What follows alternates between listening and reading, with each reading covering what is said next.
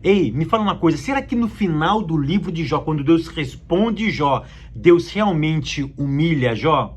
Qual é o valor da experiência humana? Será que a minha experiência pode estar desassociada da palavra de Deus? Qual foi o maior milagre que Jó recebeu quando Deus restaura a vida dele? Essas e outras questões serão respondidas nesta videoaula, então não percam!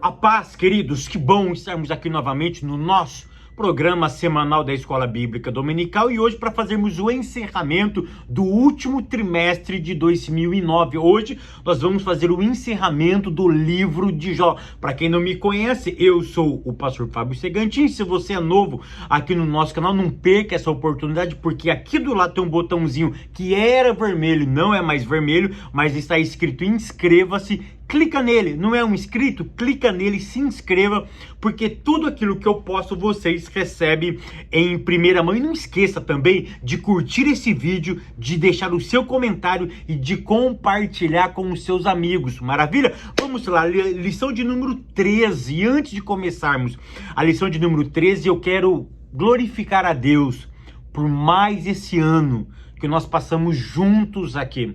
Foi um ano difícil, foi um ano de luta, foi um ano onde que quase todo mundo não esperava o que nós iríamos enfrentar, mas nós passamos, nós vencemos, nós conseguimos passar mais esse ano na graça de Deus, com a comunhão do Espírito Santo, com a comunhão entre os irmãos. E eu quero deixar aqui o meu muito obrigado por você que me acompanha há muito tempo, você que entrou nesse ano, que o Eterno continue realmente te abençoando, que a poderosa mão do Eterno esteja sobre a tua vida, o teu ministério, os teus negócios, a tua casa, sobre você, que você continue sendo alvo da misericórdia de Deus, que você continue sendo alvo da morada do Todo-Poderoso, que o Eterno realmente continue lhe abençoando, que as palavras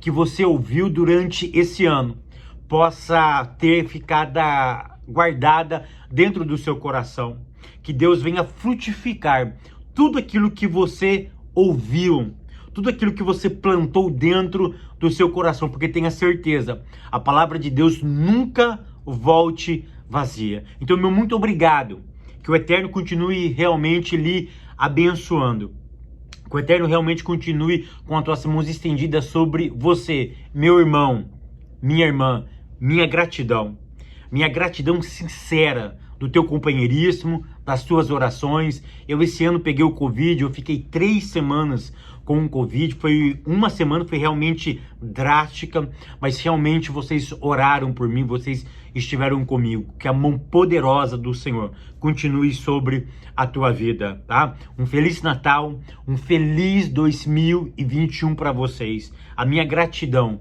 que somente Deus para poder pagar tudo que vocês vêm fazendo por mim. Amém? Vamos lá. Lição de número 13. Lição de número 13 tem como título Quando Deus restaura o justo.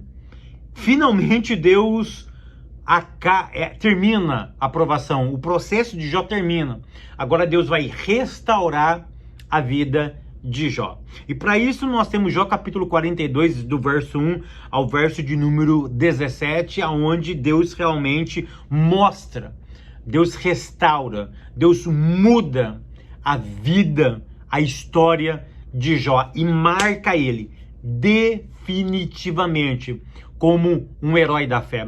Ele entra para a história, não porque Deus restaurou, porque ele conseguiu passar na provação. E me fala uma coisa, será que por que Deus nos prova? Eu vou mostrar isso para vocês, que é o maior engano que já falaram para mim e que já contaram para vocês, que Deus nos prova para ver até aonde nós suportamos. Essa é uma das piores mentiras que já nos contaram.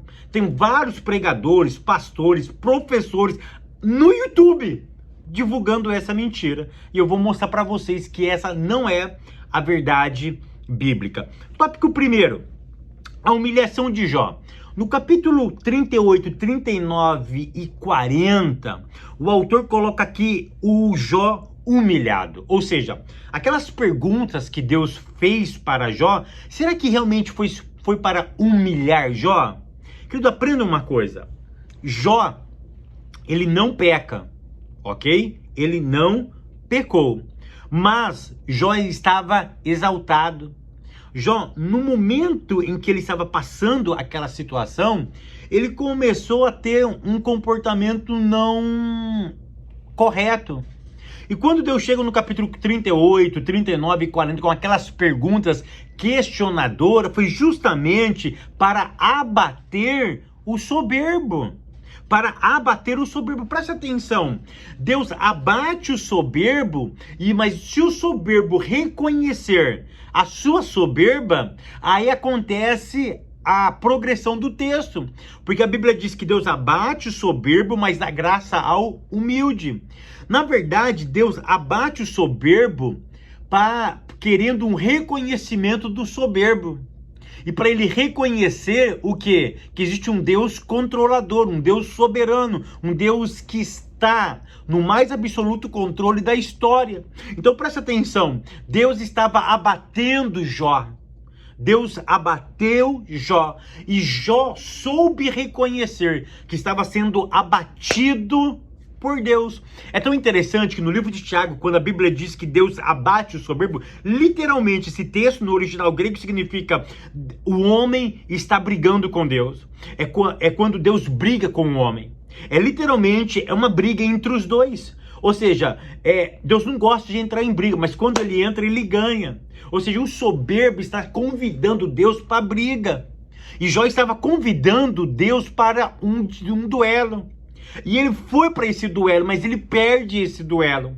Mas o mais interessante é que ele reconhece que ele perdeu no duelo. Daqui um pouco eu vou falar sobre isso. E aí o que acontece? Deus ministra graça. Deus fornece graça para Jó. Por quê? Porque Jó reconheceu a sua soberba, a sua prepotência, a sua arrogância. Aí entra o ponto de número 2, reverência e submissão. O maior problema, ou o problema, não é sermos confrontados pelo Altíssimo. Sabe por quê? Porque Jó não foi o único homem a ser confrontado. Eu já fui confrontado, vocês já foram confrontados. Então o maior problema não é ser confrontado pelo Altíssimo, mas é a reação desse confronto.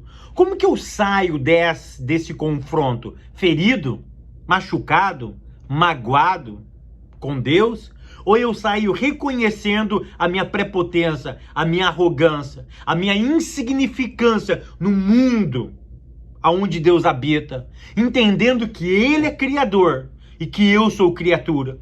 E se eu tenho essa consciência, aí a Bíblia diz que Deus vai nos dar graça.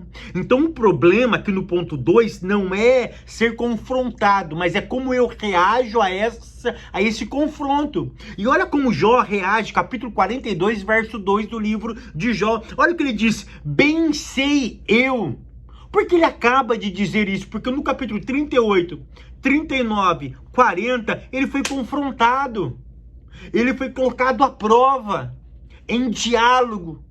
E aí ele chega no capítulo 42 e verso 2 reconhecendo. Ele diz, olha, esse verbo bem, olha a expressão, eu sei, bem sei. Ou seja, o verbo ser aqui tem a ideia de ter ciência, de ter conhecimento. Você sabia que o verbo ser aqui, ele está sendo usado, no original hebraico, é a mesma palavra para ato conjugal? Ou para relação sexual? A mesma palavra para relação sexual é usada aqui. Sabe por quê? Porque relação sexual tem a ver com intimidade.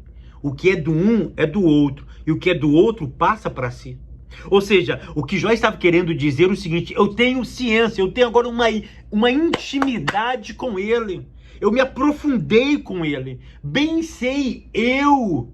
Ou seja, eu tenho conhecimento, eu reconheço que Ele tudo pode e que eu não sei de nada. Estava me encoberto, mas agora eu sei, eu tenho ciência, eu tenho conhecimento.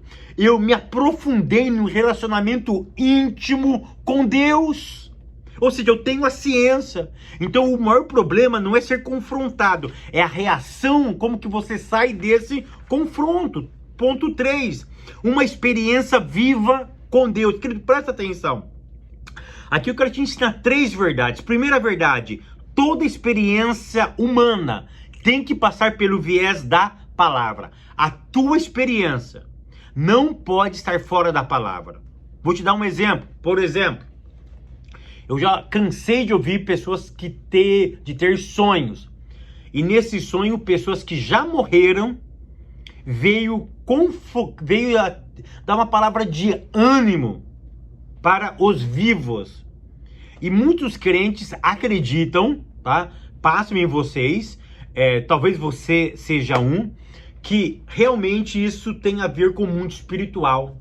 Ou seja, isso é um sinal de Deus para que você venha prosseguir na caminhada. O sonho é maravilhoso, o sonho é belíssimo, é uma experiência que você teve viva, mas foi tão real. Apareceu a minha mãe, que era do círculo de oração, e nesse momento de prova ela olhou para mim no sonho e disse: filha, filho, vá em frente, Deus é contigo.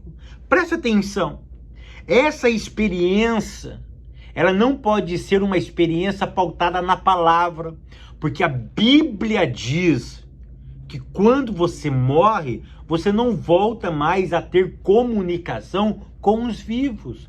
Ou seja, então essa experiência, por exemplo, ela não é atestada pela palavra. Então a tua experiência, ela tem que passar pelo viés da palavra. Se a tua experiência não passa pelo viés da palavra, ela não pode ter credibilidade alguma, ok? Segunda verdade, nunca menospreze o estudo. Ou seja, não, eu preciso só de experiência. Experiência para mim basta. Então eu não vou ler a Bíblia, eu não vou estudar, porque a minha experiência basta. Nunca menospreze o estudo. E olha essa terceira verdade. Experimentar a letra muda a experiência humana. Querido, presta atenção no que eu vou te dizer. Quando você pega o que está na palavra, o que está escrito nela, que aquilo ali é letra, e você experimenta, ele sai, é como se as letras ganhassem vida, saísse do papel e entrasse, materializasse na tua vida, na tua história. É por isso que eu coloquei essa terceira verdade. Experimentar a letra muda a experiência humana. Porque nós tivemos a nossa experiência humana mudada, porque nós experimentamos a letra saiu do papel e ganhou vida. Então, é óbvio que eu preciso ter uma experiência mais profunda com Deus. Nós cristãos, com o perpassar do tempo, eu preciso aguçar essa comunhão com Deus. Eu preciso orar, eu preciso ler Bíblia, eu preciso ter uma intimidade muito maior com as Sagradas Escrituras. Eu bem sei, eu tenho ciência de que se você ficar mergulhado só em livros, só no academicismo, você vai estar longe de uma experiência humana com o divino. Mas eu entendo também que só o místico, só a experiência desvinculada com a palavra te torna um fanático, te torna um crente sem base, sem estrutura, sem um alicerce. Então nós precisamos ter um casamento de experiência com palavra, palavra ganhando vida, a letra saindo do papel e se materializando na minha, na tua, na nossa história. Tópico segundo, a intercessão de Jó. Agora chegamos no capítulo 42, verso 7. Deus se ira. Deus se ira com os amigos de Jó.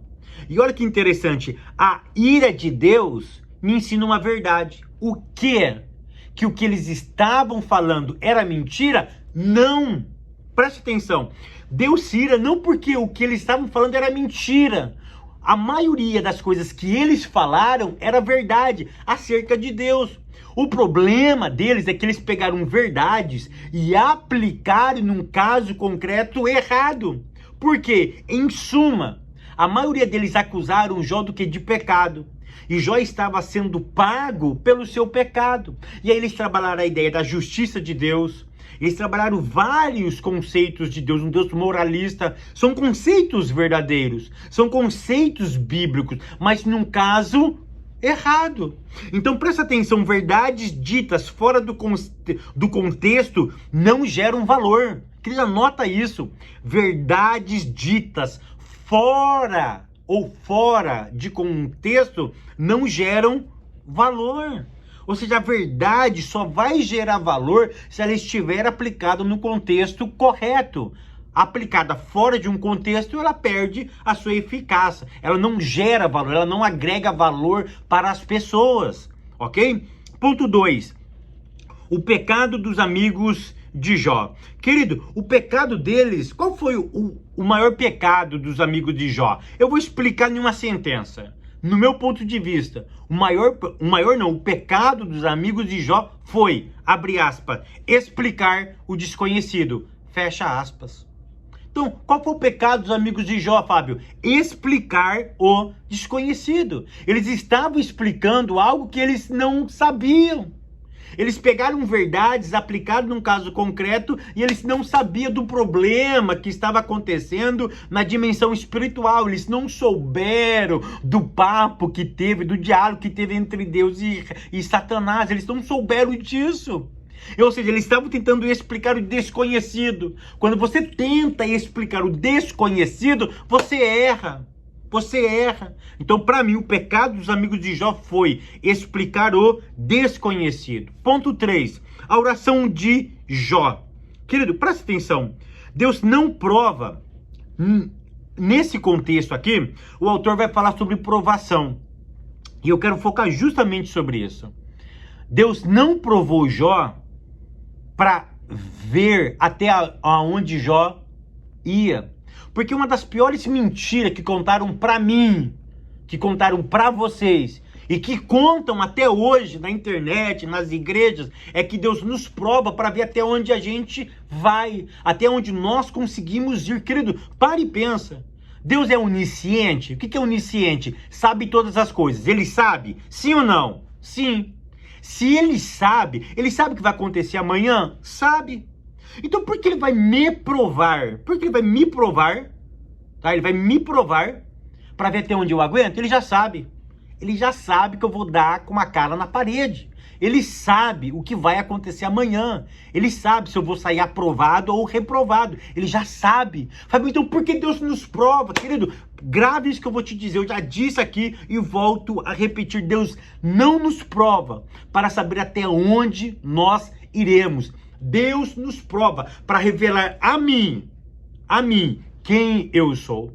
Ele quer revelar a mim quem realmente eu sou. Se eu sou realmente um servo ou um senhor.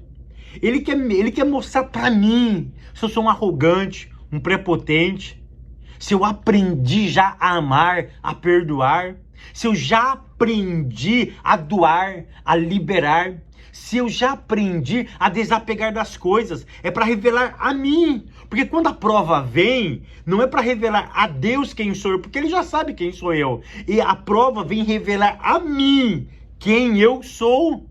Então para isso que Deus é por isso que Deus nos prova, para revelar a nós quem nós somos. E se você tiver a capacidade de entender que na prova você revela quem você é, aí você começa a perceber que a prova é um instrumento divino, é uma pedagogia divina para revelar o meu caráter. Aquilo que está dentro de mim sai para fora. É na prova que eu xingo, é na prova que eu glorifico. É na prova que eu dou, é na prova que eu seguro. É na prova que eu oro, é na prova que eu abandono a igreja. É na prova que eu amo a esposa, é na prova que eu abandono o meu lar. É na prova que nós revelamos quem nós somos. E Deus está dizendo, você viu aí, espartão? Você não é tudo aquilo que você achava que você era. Você viu que a prova te pegou? A prova ela está te ensinando. Cabe você agora tomar o rumo que você tem que tomar. Cabe você continuar soberbo, arrogante ou se humilhar, porque se você se humilhar, eu vou te dar graça. A minha graça vai ser ministrada a vocês. Ponto terceiro, ou tópico terceiro, a restauração de Jó. Que no ponto primeiro, a restauração moral e espiritual. Deus começa a restaurar Jó.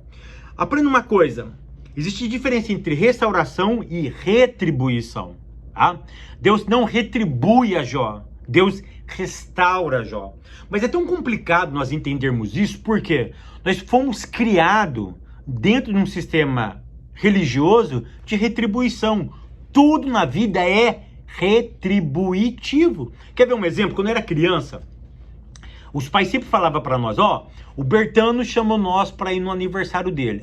Chamou para... Aí a mãe pegava o convite, o Bertano chamou. Ela iria analisar, o convite chegou todo bonitinho, beleza. Nós vamos na festa do Bertaninho. Aí a mãe falava assim, mas o Bertaninho, no seu aniversário, ele te deu um par de meia. Então, eu acho justo dar um par de meia para ele. Não. Ele deu um hiper presente, um presente muito caro. Então eu não posso chegar lá com um par de meia. Eu preciso retribuir a altura. Ou seja, a nossa vida ela é pautada na retribuição. Por que a gente ora? Porque a gente ora pedindo. Oração não é para pedir, tecnicamente. Por isso que existia o conceito de ações de graças, a oferta pacífica, enfim.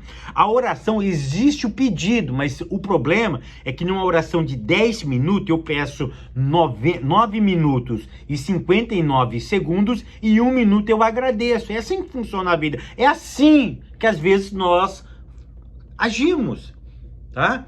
E então presta atenção. Nós sempre pedimos. Nós sempre queremos fazer alguma coisa e ter alguma coisa em troca. Você quer ver que a nossa religião ela é mais retributiva do que restauração? Por exemplo, vamos consagrar o Fábio. Fábio Segantin vai ser consagrado a quê? A diácono. Aí eu pego o Fábio Segantin. Olha só, como o princípio da retribuição está impresso nas nossas vidas. Vamos consagrar ele a diácono. Ok. Em muitas igrejas tem o crivo. Aí eu pego lá, Fábio. Fábio é dizimista? Não. Ok. Fábio vem diariamente aos cultos? Não. Fábio frequenta escola dominical? Sim. Fábio, aí vai colocando tudo o que eu faço. Ou seja, se lá eu fui um bom dizimista, eu frequento escola dominical, eu estou sempre nos cultos, eu sempre faço visita, sempre vou a reuniões de obreiro, estou sempre na sede, estou sempre construindo igreja, estou sempre fazendo isso, estou sempre doando, eu estou sempre fazendo as coisas, então ele merece. Como pagamento, eu vou dar o diaconato a ele. Você consegue entender que os cargos na igreja é retribuição? Vamos escolher uma irmã... O que eu estou tentando passar para vocês, que eu não estou falando se é certo ou errado. Eu estou falando que essa ideia está dentro da nossa cabeça. Nós trabalhamos com a ideia de retribuição. E presta atenção, Deus não retribui nada a Jó. Deus ensinou para Jó o processo da graça. Deus ministrou graça. Ou seja, Deus sempre restaura o homem, nunca num processo da retribuição. Porque se fosse algo retributivo, o céu não era para nós. Nós estaríamos longe do céu. Se fosse o processo da retribuição, o Espírito Santo não habitaria dentro de nós. Ele não habitaria dentro de nós. Ou seja, eu quero que vocês entendam que nós precisamos tentar tirar da nossa mente o processo da retribuição. Eu não posso fazer as coisas pensando em ser retribuído. O princípio de dar é muito maior do que o princípio de receber. É esse o princípio que nós precisamos colocar na nossa cabeça. Ponto 2, a restauração social e material. Querido, presta atenção. Qual foi o maior milagre que Jó recebeu? Eu não sei se milagre tem tamanho, mas enfim, só para que vocês possam entender, porque milagre é milagre. Não existe um maior milagre, milagre pequeno ou grande. Milagre é milagre, ok? Mas olha que interessante. Aí Olha o capítulo 42 e verso 11 do livro de Jó. A Bíblia diz que voltaram para a casa dele os amigos de Jó, os irmãos, as irmãs, ou seja, os parentes de Jó que tinha abandonado Jó, agora volta para casa, senta na mesa com Jó. Querido, para mim isso não é restauração. Isso não é restauração. Sabe o que é isso para mim? Senso de culpa. A mente pesou. Falou, poxa, nós abandonamos o nosso irmão. Nós abandonamos um cara que nós não deveríamos abandonar. Nós deixamos ele de lado. Nós não abraçamos ele quando ele precisava. Nós não estávamos com ele quando ele mais precisava. No meu ponto de vista, bateu um senso de culpa. E agora todos os irmãos, as irmãs, os amigos de Jó que abandonaram ele, foram até a casa de Jó. O maior milagre não está na volta dos amigos. O maior milagre não está na volta dos irmãos. O maior milagre não está na volta das irmãs. Sabe qual é o milagre dessa história? O amor que Jó demonstra para os seus irmãos e para suas irmãs e para os seus amigos. Porque Jó poderia muito bem dizer para eles, cai fora da minha casa. Vocês me abandonaram. Vocês não estiveram comigo. Vocês não me abraçaram. Vocês não caminharam comigo. Vocês me abandonaram. Aqueles 3 caras falaram um monte de besteira para mim. E ninguém foi lá me ajudar. Agora vocês voltam para cá só porque Deus me restaurou a minha história, só porque hoje vocês sabem da minha história, de tudo que aconteceu, que não foi por minha causa, mas foi por um conselho divino, porque Deus estava no controle da minha história. Agora vocês voltam para dentro da minha casa. Não, Jó, o milagre de Jó foi perdoar. O milagre de Jó foi acolher aqueles que o abandonaram. Então o milagre, no meu ponto de vista, não está em os amigos voltarem, em a família voltar novamente, não. O milagre está em Jó, em acolher, em amparar, em abraçar, quando ele tinha todo o direito de expulsar. Mas Jó era um cristão. Jó, aí que vale o capítulo 42, verso 2. Bem sei eu